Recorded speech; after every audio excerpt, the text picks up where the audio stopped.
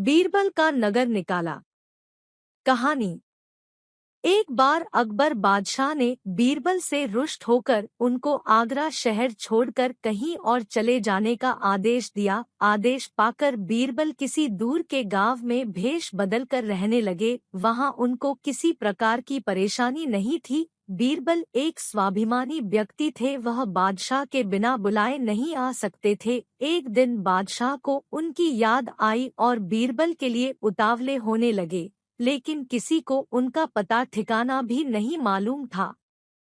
हर जगह पता लगाने वाले भेजे गए, लेकिन कहीं कोई पता नहीं चला। तब बादशाह को एक तरकीब सूझी। उन्होंने शहर और गांव गांव में मुनादी करा दी कि जो कोई व्यक्ति आधी धूप आधी छांव में होकर बादशाह अकबर के सामने आएगा, उसे 1000 रुपये इनाम के रूप में दिए जाएंगे।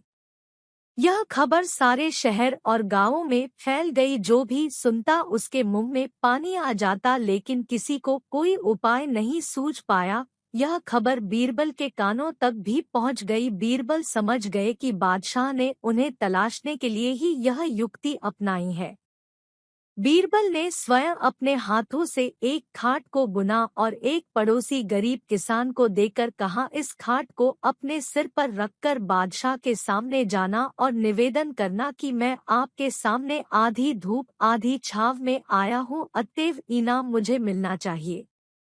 बीरबल के कहे अनुसार उस किसान ने खाट को सिर पर रखकर बादशाह के दरबार में पहुंच गया और बीरबल द्वारा बतलाए गए निवेदन को कह सुनाया।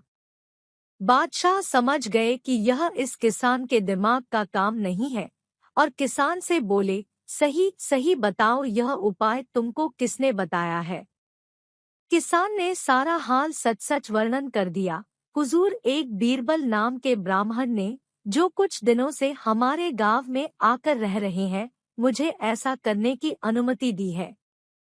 बादशाह बीरबल की खबर सुनकर बहुत खुश हुए और उस किसान को 1000 रुपये देकर 2 कर्मचारी भी उसके साथ भेज दिए, जो बीरबल को आदरपूर्वक नगर ले आए। इस तरह बीरबल अपनी चतुराई से बादशाह का मनोरंजन करते थे।